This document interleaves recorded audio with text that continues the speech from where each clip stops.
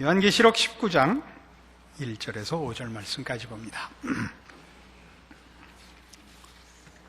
이 일 후에 내가 들으니 하늘에 허다한 무리의 큰 음성 같은 것이 있어 가로되 할렐루야 구원과 영광과 능력이 우리 하나님께 있도다. 그의 심판은 참되고 의로운지라 음행으로 땅을 더럽게 한 큰 음녀를 심판하사 자기 종들의 피를 그의 손에 갚으셨도다 하고 두 번째 가로되 할렐루야 하더니 그 연기가 세세토록 올라가더라. 또 24장로와 네 생물이 엎드려 보좌에 앉으신 하나님께 경배하여 가로되 아멘 할렐루야 하니 보좌에서 음성이 나서 가로되 하나님의 종들 곧 그를 경외하는 너희들아 물론 대소하고 다 우리 하나님께 찬송하라 하더라. 이 19장에는 할렐루야라는 찬송이 4번에 걸쳐서 나옵니다. 오늘 본문에 3개가 나오고 다음에 생각할 본문 중에 6절에 4번째 할렐루야가 나옵니다. 이 할렐루야 찬송은 그 18장에 계시된 바벨론의 멸망에 대한 성도들의 찬송입니다. 그래서 처음에 나오는 1절에 있는 하늘에 허다한 무리의 큰 음성 같은 것이 있어 가로되 할렐루야 구원과 영광과 능력이 우리 하나님께 있도다 이렇게 찬송을 합니다. 이 찬송은 바벨론 심판에 관한 찬송이며 바벨론이 하나님 앞에 심판받은 것이 말하자면 원한을 갚고 보복을 한 입장에서의 찬송이 아니라 하나님의 정의로운 심판, 그러니까 그 반대로 얘기하자면 하나님께서 그의 백성들에게 약속하신 구원과 약속하신 모든 내용들을 신실히 지키시고 이루셨다 하는 뜻을 내포하여 찬송하는 것입니다. 그래서 이 구원과 영광과 능력이 우리 하나님께 있도다 라는 이 찬송의 내용은 하나님과 하나님의 백성들을 반대하던 세력으로부터 이스라엘 백성, 하나님의 백성들을 구원하시며 그 하나님을 반대하고 하나님의 백성들을 괴롭히던 세력들을 심판하실 뿐만 아니라 그것으로 표현된 더 깊은 적극적인 내용들, 하나님이 그의 백성들에게 약속하신 구원 계획의 전체가 어떻게 확실하게 완전하게 이루어지는가를 의미해서 이 구원이라는 단어가 등장합니다. 하나님께서 그의 자녀들에게 약속하신 구원의 내용들, 그리고 그 약속한 백성들을 보호하시며 지키사 최종적인 승리를 주심을 의미하여 구원과 이렇게 나옵니다. 영광은 구원으로 나타난 하나님의 속성의 총체를 의미합니다. 이건 이따 결론 부분에 한 번 더 이 부분을 다루겠습니다만은 다만 어떤 일이 이루어지고 결과가 나타나고 하는 정도가 아니라 하나님의 뜻과 그 뜻의 이루어짐의 인간의 상상과 기대를 벗어나는 그것을 훨씬 상회하는 하나님의 거룩하심과 지혜와 능력으로 말미암는 그런 격을 여기서 의미하지요. 우리가 고백하며 믿으며 소망으로 갖고 있는 우리 기독교 신자들의 구원과 영원한 나라의 우리의 소망들이 우리가 기대하는 어떤 것, 우리가 그리워보는 상상하는 어떤 것보다도 더 크고 더 놀랍고 더 굉장하게 이루어질 것입니다. 우리의 상상은 결국 우리의 이 지능 지수에 붙잡혀 있는 것 아닙니까? 하나님의 그 지극하신 지혜와 능력과 거룩하심으로 말미암는 그 복된 보상을 받을 것입니다. 그것을 여기서 영광이라고 밖에는 어떻게 더 이상 설명할 방법이 없는 것입니다. 저희 외할아버님은 목사님이셨습니다. 이북에서 이제 일제하에서 30이 넘으셔서 예수를 믿으시고 이제 신학을 하시고 목사가 되셔서 그 다음에 공산 치하에서 핍박을 받으시며 교회를 홀로 지키고 계시다가 극적으로 이남으로 탈출을 하셨습니다. 그래서 다 가족을 놔두고 홀로 넘어오셔서 여기서 개척교회를 13개 세우시고 돌아가셨습니다. 제가 뼈대 있는 집안이다, 그런 얘기를 하는 중입니다. 그런데 그 신학교 다닐 때 같이 공부하는 그부 중에 한 분이 그 당시에 찬송가를 처음부터 끝까지 4절까지 다 외우는 분이 있었답니다. 굉장하죠. 그래서 저희 할아버님은 좀 고집이 있으셨는지 뭐 경쟁심이 있으셨는지 요한계시록을 외우기로 작정을 하셔가지고 요한계시록을 처음부터 끝까지 외우셨습니다. 그래서 생전에 그 묵시록 강해 갖고 늘 하곤 하셨는데, 어떻게 외우시냐면요, 처음부터 끝까지 물론 외우실 뿐만 아니라 몇 장 몇 절 그러면 외우시고, 또는 우리가 중간에서 아무 절이든지 읽으면 몇 장 몇 절이라고 되실 정도로 외우십니다. 어렸을 적 기억이, 아주 어렸을 때 저를 데리고 목욕탕에 가서는 에이, 물이 왜 이렇게 차냐? 그리고 난 뜨거워 죽겠는데 뜨거운 물을 펄펄 더 틀어놓고서 어이 시원하다 알고 들어가셔서 요한계시록을 다 외우시기까지 안 나오시는 거예요. 생각해보세요. 22장이나 되는데 한참 걸려요. 저는 밖에서 물장난 실컷 하다가 이제 할아버님이 이제 끝나고 나오면 이제 다시 핍박을 받고, 그리고 끝내고 돌아오는 길에 풀빵 하나 얻어먹는 재미로 이렇게 기억이 납니다. 그 할아버님이 오늘 읽은 이 구절을 읽으시면, 여길 외우시면 눈을 지그시 감으시고 이제 천국에 올라가서 마지막 그 보상을 받으시는 성도들의 찬송 속에 묻혀 있는 듯이 그 암송하시던 기억이 눈에 선해서, 그래서 오늘 갑자기 옛날 얘기를 뜻하지 않게 하게 됐습니다. 또 우리 남성 성가대원들도 기대보다 너무 찬송을 잘해서 갑자기 가슴이 뭉클해졌습니다. 그래서 이 구원과 영광과 능력인 것입니다. 능력은 바벨론 심판으로 인하여 계시된 하나님의 권능을 의미하지요. 그러니까 이 찬송은 다 바벨론 심판을 놓고 하는 찬송이면서도 그 찬송이 어떤 의미를 가지냐 하면, 2절 보시면 그의 심판은 참되고 의로운지라 음행으로 땅을 더럽게 한 큰 음료를 심판하사 자기 종들의 피를 그의 손에 갚으셨도다 라고 하면서 이 찬송이 결국 뭘 말하죠? 구원과 영광과 능력이 바벨론에게 속하지 않고 하나님께 속했다를 찬송하죠. 뻔한 얘기 같지만 우리가 늘 이 문제에서 지고 있지 않습니까? 우리가 신앙생활을 해보면 결국은 하나님께 구원과 영광과 능력이 있다라는 우리의 신앙 고백을 지켜내지 못하죠. 이 세상이 우리에게 보상자이고 심판자이고 구원자인 것 같이 살지요. 결국 이 싸움입니다. 3절에 가면 그 두 번째 할렐루야가 나옵니다. 두 번째 가로되 할렐루야 하더니 그 연기가 세세토록 올라가더라, 이렇게 됐습니다. 그러니까 이 두 번째 할렐루야는 그 내용을 놓고, 그러니까 말하자면 구원과 영광과 능력이 우리 하나님께 있도다, 그의 심판은 참되고 의로운지라를 앞에 할렐루야로 찬송하여 그 내용을 얘기하고 그걸 또 할렐루야로 이렇게 마무리하고 있는 것입니다. 이 내용은 아무리 찬송을 해도 부족하다, 그런 의미를 가지는 것이죠. 우리 하나님이 구원과 영광과 능력의 하나님이시다라는 찬송은 성도들에게 있어서는 하고 또 해도 부족한 것이죠. 그런 찬송입니다.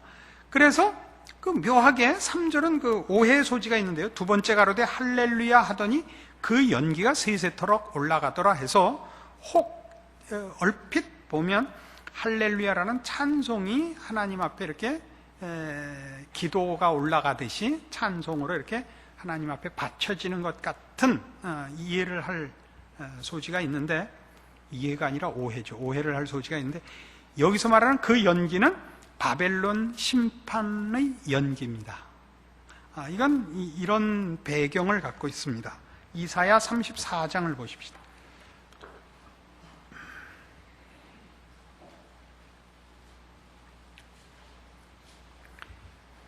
이사야 34장 9절 1005페이지입니다. 구약성경 1005페이지 이사야 34장 9절 에돔의 심판, 에돔의 멸망을 묘사하는 중에 바로 우리가 지금 계시록 19장 3절에서 말하는 이 연기가 올라가더라라는 묘사가 어떤 의미를 갖고 있느냐가 나옵니다. 에돔의 시내들은 변하여 역청이 되고 그 티끌은 유황이 되고 그 땅은 불붙는 역청이 되며 낮에나 밤에나 꺼지지 않고 그 연기가 끊임없이 떠오를 것이며 세세 황무하여 그리로 지날 자가 영영이 없겠다. 여기 그 땅이, 그러니까 시내들은 역청이 되고 티끌은 유황이 되고 땅은 불붙는 역청이 되어 꺼지지 않고 불이 계속 붙어서 끊임없이 연기가 날 것이다. 이게 에돔의 멸망, 에돔의 심판에 대한 묘사입니다. 그러니까 불이 계속 나고 그 연기가 끊임없이 올라간, 그 연기가 끊임없이 난다는 것은 불이 계속 지펴지고 있다는 것이고 그들이 받는 심판이 영원한 것이라는 묘사입니다. 그러니까 지금 우리 오늘 보는 계시록 19장에서 보는 할렐루야 구원과 영광과 능력이 우리 하나님께 있도다 할렐루야라는 이 찬송과 뭐가 대조되고 있죠? 구원과 영광과 능력이 바벨론에 있지 않고 하나님께 있으며 바벨론은 영원토록 멸망받아 말하자면 그 연기가 불부터 심판의 불이 붙어 연기가 끊이지 않고 올라갈 것이라와 이렇게 대조되고 있는 그림인 것입니다. 그리고서 4절에 세 번째 할렐루야가 합니다. 또 24장로와 네 생물이 엎드려 보좌에 앉으신 하나님께 경배하여 가로되 아멘 할렐루야가 또 나오는 것입니다. 이 24장로는 그 교회를 대표하는 것입니다. 구약을 대표하는 12지파로 되어 있는 구약교회와 12사도로 대표되는 신약교회를 대표하는 24장로와 네 생물, 하늘의 모든 그 피조물을 대표하는 존재로 이해를 하고 있습니다. 그래서 하늘과 땅의 모든 존재들이 하나님께 아멘 할렐루야라는 말하자면 답송을 하고 있는 장면이 4절입니다. 그래서 우리가 오늘 살펴본 바와 같이 바벨론 파괴, 바벨론을 심판하시는 하나님의 심판이 가지는 이 내용을 바벨론이 어떻게 심판을 받을 것이며 어떻게 그 운명을 비참하게 가질 것이냐를 18장에서 그렇게 자세히 소개를 했다면 19장에 와서는 이제 이 일이 하나님께서 저들을 심판하시며 하나님의 나라를 세우시며 하나님의 백성들을 구원하시고 약속하신 영원한 생명으로 허락하시는 하나님의 경륜이요 심판이요 약속의 성취요, 그래서 우리 성도들의 찬송을 받아내고 있는 것을 봅니다.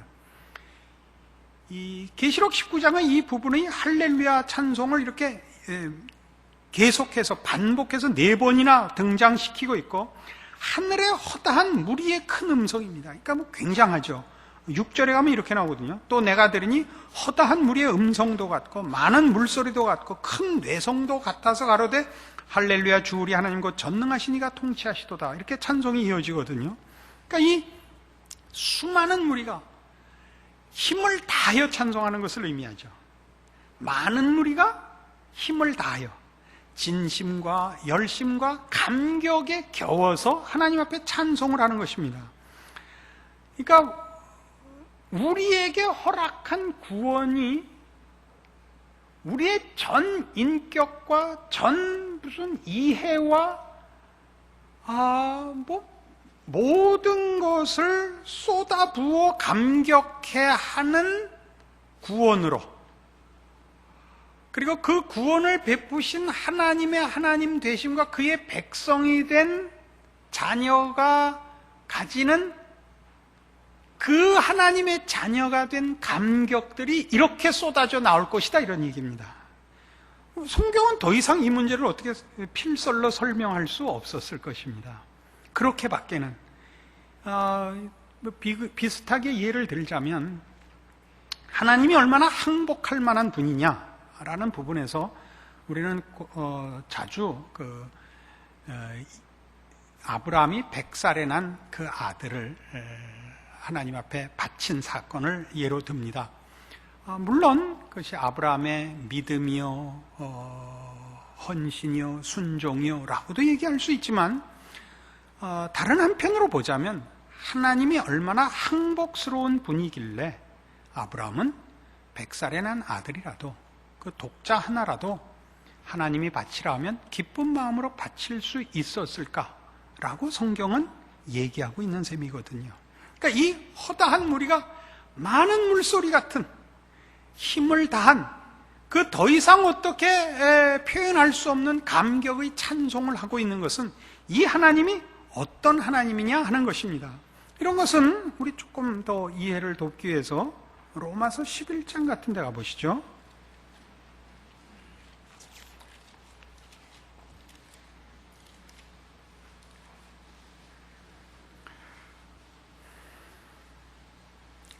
어, 256페이지 로마서 11장 30절입니다. 너희가 전에 하나님께 순종치 아니하더니 이스라엘에 순종치 아니함으로 이제 긍휼을 입었는지라. 이와 같이 이 사람들이 순종치 아니하니 이는 너희에게 베푸시는 긍휼로 이제 저희도 긍휼을 얻게 하려 하심이니라. 하나님이 모든 사람을 순종치 아니하는 가운데 가두어 두심은 모든 사람에게 긍휼을 베풀려 하심이로다. 이게 무슨 얘기냐 하면 이스라엘이 하나님을 믿는 믿음과 신앙에서 실패했는데 저들은 어떻게 구원을 얻을 것이냐라는 얘기를 하는 중입니다. 이스라엘에게 구원이 있느냐 하는 얘기를 하는 중인데, 원래 이스라엘은 제사장 국가고 이스라엘이 제사장 나라 노릇을 해서야 이방에게 말하자면 복음과 구원이 증거되어 우리 이방은 구원을 얻게 되는 것입니다. 근데 이스라엘이 실패했죠. 이스라엘이 실패하면 이스라엘의 물이 넘쳐야 이방에 그 물이 흘러넘칠 텐데 이스라엘이 깨져버렸는데 뭐 흘러넘칠 물이 어디 있어요? 그런데 성경이 뭐라고 얘기하냐면 이스라엘이 순종치 아니하는 바람에 이스라엘에다가 줄 물을 이방에 주었다 이렇게 얘기를 한다고요. 원래대로 하자면 이스라엘에 물을 부어 이스라엘이라는 그릇이 차고 넘쳐 이들이 제사장 나라니까 이방에 물이 넘치도록, 그래서 모든 세계에 물이 넘치도록 이스라엘을 불렀는데 이스라엘이 순종치 않자, 그러니까 물 받기를 거절하자 물호수를 이방에다 돌렸다. 바울은 그렇게 얘기를 하거든요. 그러니까 이스라엘이 성공해야 이방은 구원을 얻을 수 있는데 이스라엘이 실패하는 바람에 구원을 얻게 됐다 이렇게 얘기를 한다고요. 그러면 원래 이방은 이스라엘이 하나님을 믿어 넘치는 증거로 구원을 증거받아야 하는데 이스라엘이 거절하는 바람에 이 식으로 얘기하자면 하나님이 호수를 이방에다 돌려버려서 구원을 얻은 격이 됐단 말이죠. 이스라엘이 순종치 않는 바람에 이방은 순종이고 불순종이고 없는 상태였잖아요. 하나님도 모르는 상태에서 구원을 얻게 됐단 말이죠. 그러니까 이방은 이스라엘의 순종의 결실이 아니고 이스라엘의 불순종의 이 혜택을 본 셈이죠. 공짜로 받았죠. 이방의 구원이 공짜로, 즉 긍휼로 됐다면 이스라엘이라고 해서 왜 긍휼을 베풀면 안 된다는 법이 있냐 이거예요. 저들이 순종하지 않았지만 순종의 보상으로 구원이 있는 것이 아니라 이방이 순종이고 말고 없는 상태에서 그냥 느닷없이 은혜를 입었듯이 원래 이스라엘에게 긍휼을 베푸는데 누가 뭐라 그러겠냐, 이게 바울의 논리예요. 이런 얘기를 왜 하냐면 하나님이 누구신가를 아는 거예요. 논리성의 문제가 아니라 이게 33절 이렇게 나오죠. 깊도다 하나님의 지혜와 지식에 부요함이요 그의 판단은 측량치 못할 것이며 그의 길은 찾지 못할 것이로다. 누가 주의 마음을 알았느냐? 누가 그의 모사가 되었느냐? 누가 주께 먼저 드려서 갚으심을 받겠느냐? 이는 만물이 주에게서 나오고 주로 말미암고 주에게로 돌아감이라. 영광이 그에게 세세히 있으리로다. 아멘. 이게 다 무슨 얘기죠? 누가 하나님같이 깊은 마음과 지혜를 가지시겠느냐? 여기서 말하는 건 하나님 무슨 재주를 부리고 하나님 무슨 어거지를 쓰셨다는 개념이 아니라, 하나님은 그러니까 이스라엘이 불순종하면 이스라엘도 구원하지 말고, 이스라엘이 순종해야만 그 다음에 결실될 이방도, 이스라엘이 실패했는데 뭐 이방까지 뭐 생각할 것을, 여기도 망치고 저기도 망쳐야 돼, 포기해야 되는데, 하나님은 이스라엘이 실패하자 그걸 빌미 삼아서 이방을 구원하고 이방을 은혜로 구원하자. 그런데 그 이방을 내가 은혜로 구원했다면 원래 선택했던 이스라엘에게 내가 긍휼을 못 베풀 게 뭐냐? 라고 그러신단 말이죠. 그러니까 하나님의 마음을 봐라 이거죠. 얼마나 더 깊고 더 깊고 더 깊으시냐. 하나를 참고 열을 참으시고 백을 참으시고 이렇게 부르는 거예요. 깊도다 하나님의 지혜와 지식에 부여하며. 이 말을 아시겠어요? 모르는 것 같아요. 하나님은 이렇게 뭘 이렇게 억지로 맞추시는 것이 아니라, 하나님께서 더, 말하자면 우리 인간식으로 얘기해서 더 양보하시고 더 감수하시고 더 참으시고 더 용서하셔서 결국 실패한 이스라엘임에도 불구하고 결국 이방도 구원하시고 이스라엘도 다시 구원하시는 분입니다. 뭐라 그래요? 그래서 누가 주께 먼저 드려서 갚으심을 받겠느냐? 누가 하나님께 조건을 제시하여 원인을 제공하여 보상을 요구할 수 있겠느냐? 하나님만이 원인이시고 결과를 주실 수 있습니다. 우리는 하나도 하나님께 권리를 요구할 만한 원인을 제공할 실력이 없습니다. 그러나 하나님은 당신 스스로 원인을 만드시죠. 뭘로요? 긍휼과 자비와 은혜와 사랑이라는 원인을 가지셨기 때문에 실패하고 배반하고 배반하는 영혼들을 참으시며 부르시며 기어코 구원하시죠. 어떤 구원? 모든 사람이 힘을 다하여 감격하며 찬송을 해도 모자랄 그런 구원을 하시죠. 그게 오늘 우리 계시록 19장의 할렐루야 찬송입니다. 교회사 속에서 주로 이런 일이 일어납니다만, 초대교회에 일어났던 가장 큰 교회사에서 중요한 세 가지 문제가 처음에 핍박이었습니다. 핍박기가 지나자 뭐가 나오냐면 이단이 나옵니다. 그 다음에 교회가 분열합니다. 이 세 가지가 초대교회의 중요한 세 가지 문제인데, 이것은 교회사 내내 반복해서 일어나는 것입니다. 교회가 핍박을 받아서 힘이 약해지는 일과 핍박을 견디고 나서 융성해질 때, 교회가 자유와 융성함을 가질 때 이단이 일어나는 것, 그리고 핍박을 벗어나거나 이단에 직면했을 때 교회가 갈라서는 것, 이것이 중요한 세 가지 사건입니다. 그런데 잘 보세요.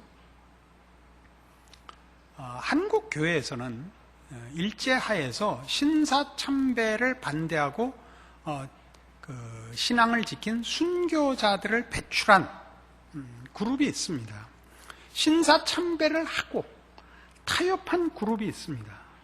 근데 이제 일제 통치가 끝나고 또 공산치하도 끝나고 자유시대가 돌아오자 묘하게 그 신앙을 지켜낸 그룹들이 한국교회에 말하자면 주도권을 잡지 못하고 저들이 변방으로 밀리고 타협했던 그룹들이 그 교회의 주도권을 잡습니다. 정치적인 주도권을 잡는다는 뜻이 아니고 하나님께서 일을 그렇게 하시는 것 같이 하나님의 일하는 손길로서 더 많이 쓰임을 받곤 합니다. 왜 그런 일이 일어나죠?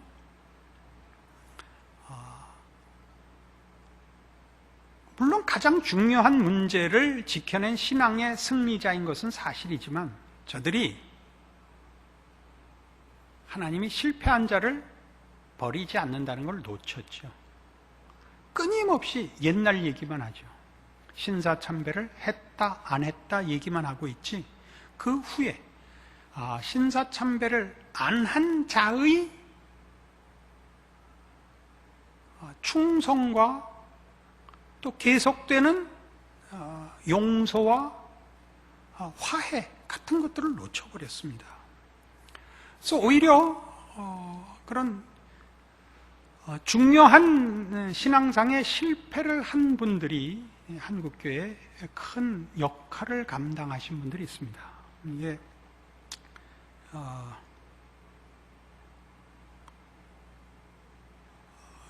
실명을 거론할 수 없음을 이해해 주십시오. 여러분이 아실 수도 있는 한국교회 가장 유명한 교회 지도자 중에 한 분도 스스로 고백했다시피 신사참배를 했고 신사참배 동료 목사들을 권유했다고 고백을 했습니다. 우리가 말하자면 이 할렐루야 찬송을 통하여 하나님의 구원과 영광과 권능을 얘기할 때 꼭 기억해야 할 것은, 물론 뒤에 이제 더 나오겠습니다만은, 그 성도들이 자기의 믿음을 지키고 신앙을 지키고 한 것이 사실입니다. 그러나 그 믿음과 신앙을 지켰다는 것은 늘 성공하고 늘 승리했다는 얘기는 아닙니다. 우리는 많이 실패합니다.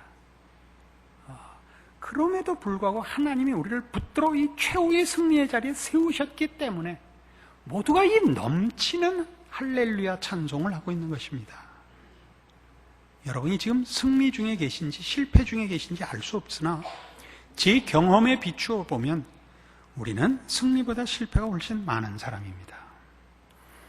여러분의 실패가 여러분을 하여금 더 하나님의 은혜와 능력을 구하고 그 앞에 더 많은 능력의 개입을 원한다면 여러분은 신앙인이요, 여러분은 결코 여러분의 신앙상의 승리와 하나님의 부르심을 실패치 않을 것입니다.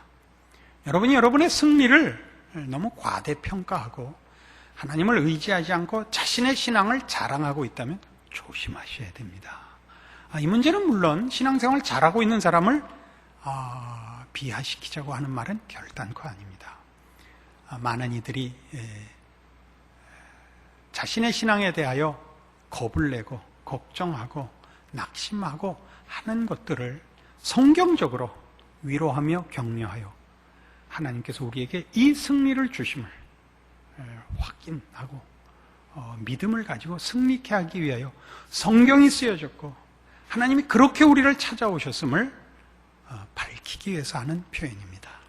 여러분 모두가 이 승리의 합창대에 설 것임을 잊지 마십시오. 왜냐하면 구원과 영광과 능력이 하나님께 있기 때문입니다. 기도하십시다. 하나님 아버지, 은혜를 감사합니다. 우리는 못나고 우리는 믿음이 연약하지만 우리 하나님께서 저 큰 성 바벨론을 심판하셨듯이 하나님이 사랑하시고 부르시고 구원한 영혼들을 지키사 승리케 하심을 믿습니다. 오늘 저 천군 천사와 함께 모든 성도들이 하나님을 향하여 구원과 영광과 권능이 하나님께 있음을 아뢰고 고백하며 찬송한 찬송이 우리의 찬송입니다. 우리 하나님이 찬송 받으시고 우리가 하나님의 자녀요 이 찬송을 부를 하나님의 귀한 백성으로서 인도되고 지켜지고 승리할 자임을 우리 하나님의 능력과 약속을 근거로 하여 확인하는 이 말씀되고, 그래서 우리의 여생을 하나님의 사람으로 사는 승리의 사람으로 약속하고 돌아가는 이 밤 되게 하여 주시옵소서. 예수님 이름으로 기도합니다. 아멘.